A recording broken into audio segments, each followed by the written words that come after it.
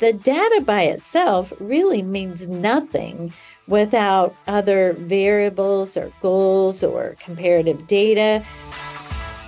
Welcome to the Joy Powered Workspace podcast, where we help HR and business leaders embrace joy in the workplace. I'm JoDee Curtis, owner of Purple Inc., an HR consulting firm, and with me is my dear friend and co-host, Susan White, owner of Susan Tender White Consulting, also an HR consulting practice. Today's episode is focused on HR analytics and metrics. This came as a suggested topic from a few of our listeners, so we're always open to getting new ideas. So what do we mean by HR analytics and metrics? Well, it's the process of collecting, analyzing, and reporting relevant information to make data-driven decisions. So I think that's really important for us. It's not just about collecting the data, which I think sometimes we're like, oh, yes, I track this ratio, or we have key metrics, but are you using it to make data-driven decisions? Because the data by itself really means nothing without other variables or goals or comparative data. Are we getting better at this? Are we getting worse at this? Is it typical for our industry? What might make sense? In SHRM's summer 2023 HR magazine, there was an article on 5 key metrics.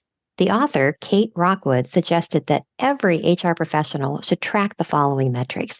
What I love about what we're going to share next is that I think some HR folks that I know will say, I'm just not real detail oriented. That's just not my strength. And they kind of get paralyzed with it.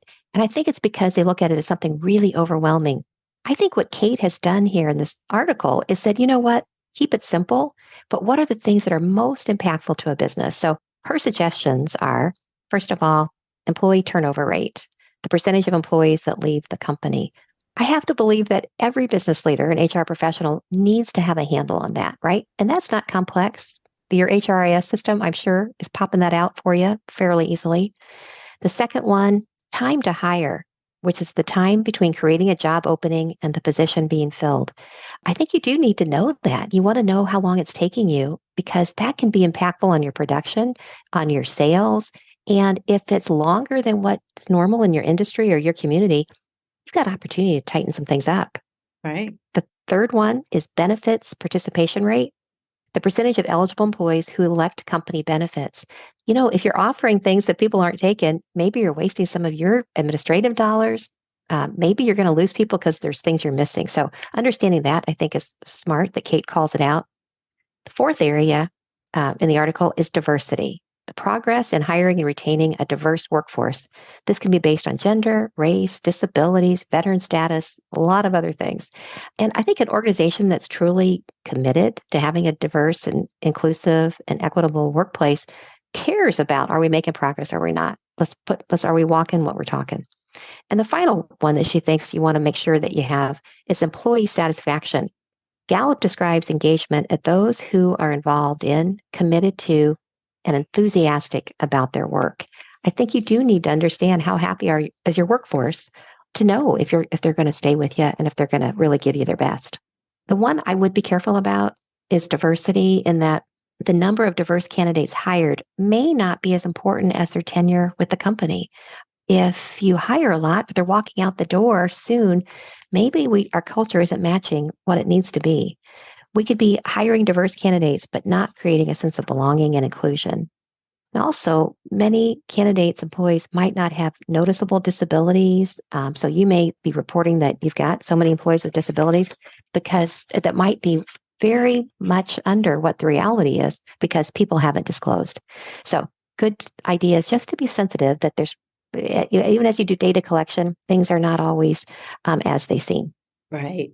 I also love that Kate brought out those 5 different simple metrics. Sometimes when we look at a list of types of HR metrics, you can there can be pages of different metrics, but really the ones that are the 5 most important metrics are the ones that are most helpful to you, your HR team, and or to your managers and or leaders, right? If you're sending them the turnover rate every week, but it's really not an issue, it's not of concern, it doesn't mean we shouldn't know what it is, but it might not be the 5 most important, one of the 5 most important ones.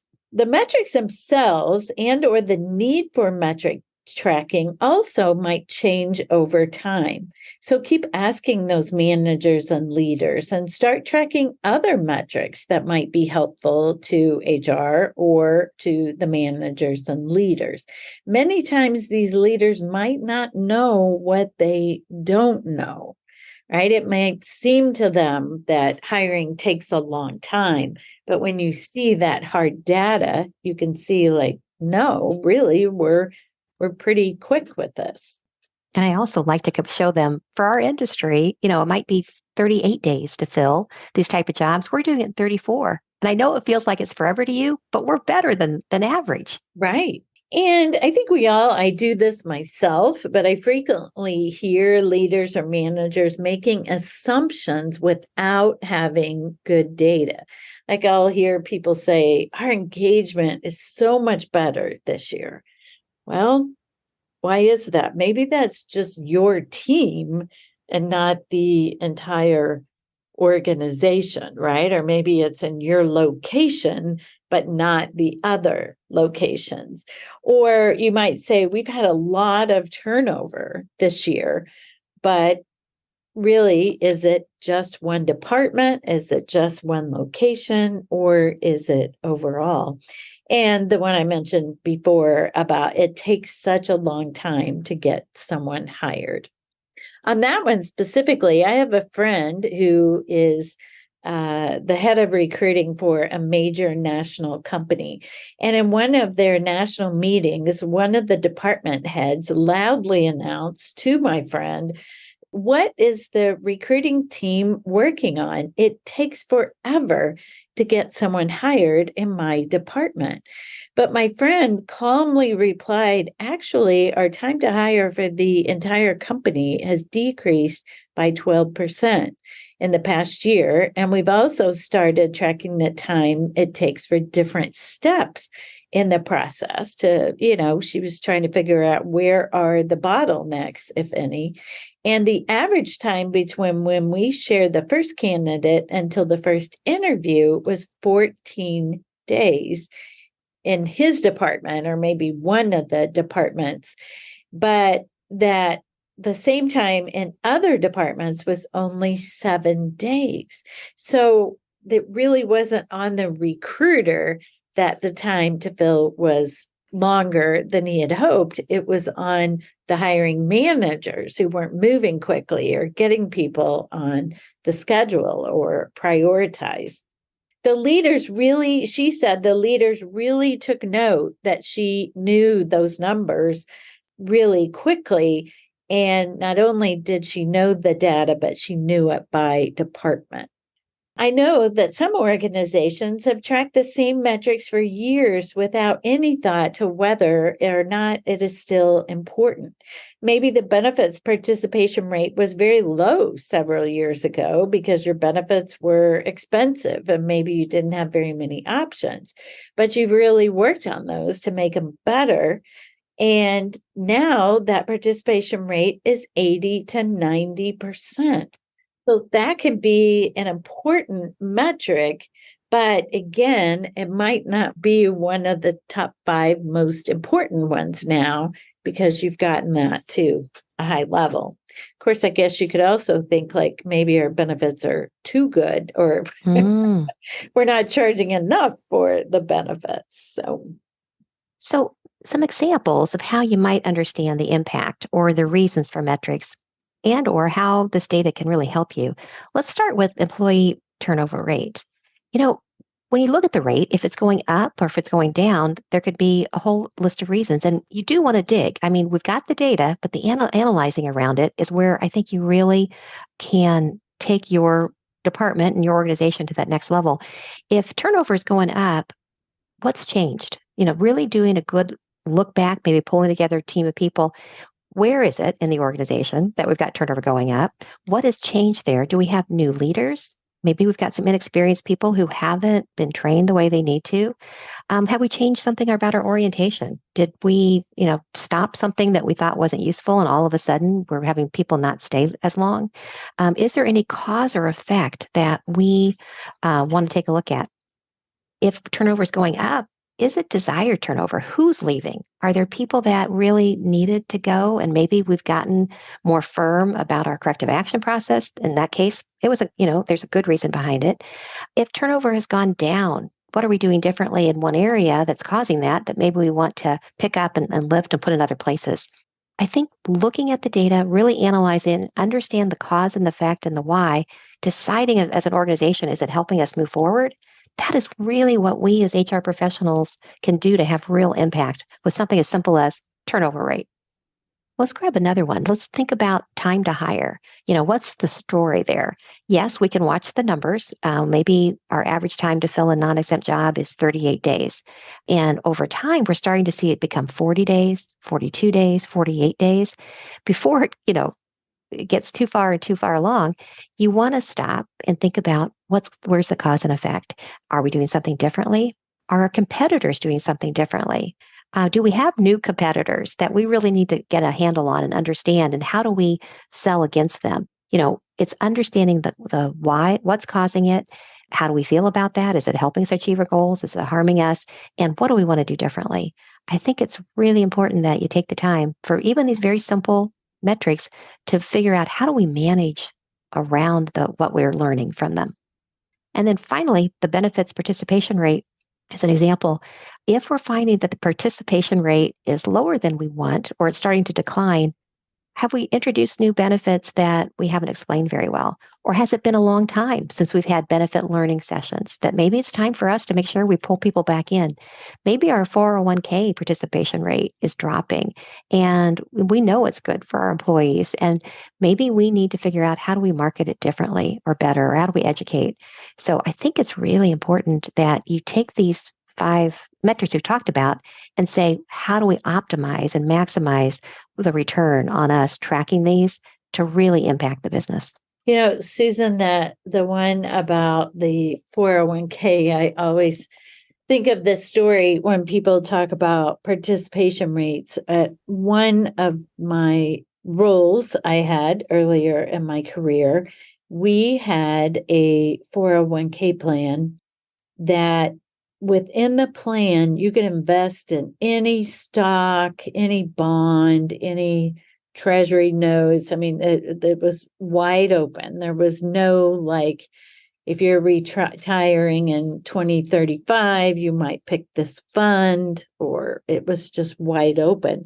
Well, after I got there and started looking into that, what I realized, and our participation rate was low, right? So the former retirement plan committee, they were people who really understood stocks and investments and watched the market every day. But our average participants were not as knowledgeable at that. And they didn't know where to invest or how to invest. So they were leery about putting any money in it at all and feeling that responsibility to manage their own investments. So I suggested that we offer some more funds and give them data on it, but also limit the number of options that they had. Our participation rate went up almost 50%. Wow. Because of that. Yeah. And I can relate to those workers. It's overwhelming. When you have hundreds of options, I would prefer having 6. Let me pick between 6 or let me do an age-based investment thing because I find it overwhelming. Right. Me too. Well done, JoDee. Yeah. Me too. So some other metrics that might be helpful to you is your offer acceptance rate. That is taking the number of candidates that accept the company's offer compared to how many overall offers did you give out, right? Are most people excited to take that acceptance, or are they getting better offers from someone else? The absenteeism rate, which is the number of unexpected employee absences in a period of time. And if that rate is growing, what's happening there? What about the average tenure and the time an employee stays with the company? Now, overall, we know that tenure has gone down significantly in the past, say, 20 years for sure, because people don't feel like they have to commit the rest of their life to their current role. But what, are you seeing it in certain departments? Is it with certain managers? Where and how can you figure out some why that's happening? The participation rate, again, not just for benefits, but in other activities, maybe some cultural initiatives you have or social outings that you might sponsor. Why are people participating or not? Yeah, I like that. I know this has a real HR lens, but for any of our listeners who are, responsible for human resources, I think it's a metric that I have found very valuable, especially when you're doing large scale recruiting, is to really have some type of metric around the source of hire and the tenure. So Right. that we know that if you hire people from the college campus and their average stay is 3.2 years, whereas if we hire people through employee referrals, they're staying 7.8 years, or if we're hiring people from a cold calling, cold sourcing, that they tend to stay 1.8 years. Just really understanding the source of hire really helps, I think, organizations use their staffing dollars wisely, understanding where we're getting the biggest bang for our buck. And then there's so many other, types of stats that you can do that are metrics you can keep. I think you just have to figure out for your organization, where are your pain points? And if it is retention of employees, then maybe you go a little deeper there. If it is productivity, job satisfaction, if it's performance that people who are better performers, figuring out what were the circumstances that led to us hiring those individuals so that we can repeat success. I think that you can really just figure out your pain points, and that'll help drive what metrics the organization needs. And also just be sure to use data to check progress on your goals. I actually worked for a company for a while who had a very uncommon goal, and that was to increase their turnover rate.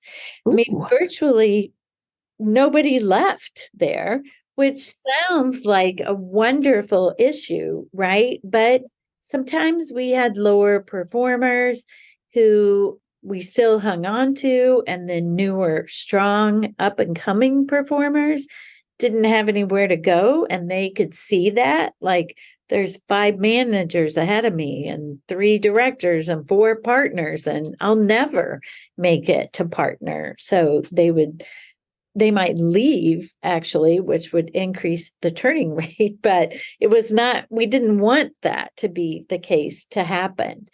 And when I talked to other firms and we shared our turnover rates, they were amazed that our rate was so low. But I said, wait a minute, it really is not enough. So you never know what is the goal of the company, and are you trying to increase it or decrease it? And what are the examples? Even, we talked about the length of time to fill or time to hire. Maybe if your days are really low, your recruiting teams are rushing the process and not selecting the right candidates, right? That one is a real balance of, you don't want to take too long and lose good candidates, but you have to do enough work to make sure that it's going to work longer time too. Very good point. And just in general, the analysis of your data can be a huge help to giving an organization the right direction. Whatever analytics you choose to track, be sure to understand the reasons, the goals, the issues, the impacts, and the comparisons, and know what are the most important analytics for my organization at this point in time. So, JoDee, how can tracking these metrics make your workplace more joyful? Well, I think in a lot of ways, right? Just seeing the improvement. Maybe your goal was to reduce your turnover, and you can see that dropping over a period of time, and or maybe be better compared to others in your industry, which can make you really proud. Or, hey, we're doing the right things, or we created some new initiatives for people to help this metric. So you can celebrate in those accomplishments. And even if you have some that you really need to work on and the metric is not so good, even just seeing that progress or being able to say, we've tried these new things and they're working. We're not where we want to be yet, but we think we've, talked to people or surveyed people and that we're really on the right track. I think you're so right. And I think the credibility that gives HR to be Yeah. able to speak to metrics and talk about, you know what, we're hurting here. And we have some metrics here that show that we're not doing well at XYZ, but here's what we're going to do about it. Your transparency, your credibility, I think just skyrockets with your clients as it should. Right. All right. Well, JoDee, it's time for our listener question. If you have a constant issue with a department head not obtaining identification for new employees, is this an HR violation and reasonable to write them up for it? Yeah, so absolutely. And I have a few examples on this that not only it might be a reason to write them up for this, but maybe to terminate them for not holding me accountable. And this did come in as a listener question, but I have to tell you, we had a similar situation with one of our clients that owned many, many restaurants, which is known, that industry is known for very high turnover. And they allowed their managers to be the ones to get the I-9s. It wasn't an HR responsibility, it was the managers. Well, so as you might guess, some managers were really on top of it. Some of them said, you need to bring it in tomorrow. And then they never followed up with them. Oh, dear. Yeah. Yeah. But for I-9 paperwork violations, and actually a violation can just be doing one, but doing it incorrectly, much less not having one at all. But the penalties can range from $272 to $2,700 for the first offense for one of these violations. But if it's continued and there are substantial violations or uncorrected technical areas, those fees can certainly go higher. Specifically in California, a job applicant or employee may file a complaint with the labor commissioner, who might impose fines up to $10,000 per violation for this. Wow. And so these are serious, right? They're looking for people to make sure you have legal employees working in your country and have valid Social Security numbers or valid visas to work in the country.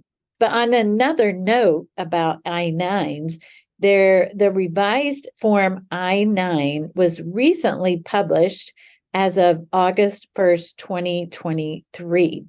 And if you're not using that already, you can Google I-9 form, or it's also published on uscis.gov. Sorry, there is a little bit of a transition time, but as of November 1st, all employers must use the Form I-9. You don't have to go backwards, but for new hires, you need to use it. And basically, the change in the form is that the Department of Homeland Security will now allow valid or qualified verify employers to use an alternative document inspection procedure when completing the form. Okay, good to know. Yeah.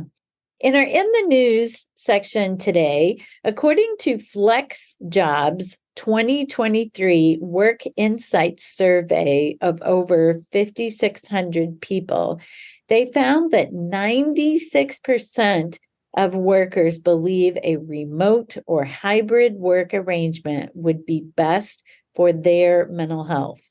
A hybrid workplace was reported as the ideal for 49% of workers, which slightly outplaces a preference for a fully remote arrangement, which had just 47%. So it's not too far off, but I think I do hear a lot of employers say, like, my people want to be fully remote.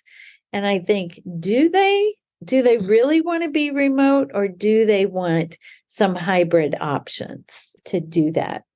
But very interestingly, only 4% of the participants thought being in an office full time was best for their mental health. So, we've heard this before, that people want some flexibility, right? To be in the office, or even if it's starting and stop work times. But we also recognize that some employers can't offer this too, right? If you need to be answering the phones from 8 to 5, or you're in, a police officer, or you don't always have that flexibility to not go in. Thank you for listening today, and make it a joy-powered day. Thank you. If you would like SHRM recertification credit for listening to this podcast, please visit getjoypowered.com/SHRM. You'll find an evaluation of the podcast, and once you complete the evaluation, you will see the SHRM recertification credit code and a link to a proof of participation certificate. Again, that's getjoypowered.com/SHRM. Thank you for listening, and thanks for your dedication to the HR profession. If you liked the show, please tell your friends about it and let us know what you think by rating and reviewing us on Apple Podcasts. You can learn more about Joy Powered at getjoypowered.com. Check out the Joy Powered shop, where you can order our books, journals, and other items that power our joy at getjoypowered.com/shop. We're at Joy Powered on Facebook, LinkedIn, Instagram, and Twitter, and you can email us at joypowered@gmail.com. We hope you tune in next time. Make it a joy-powered day.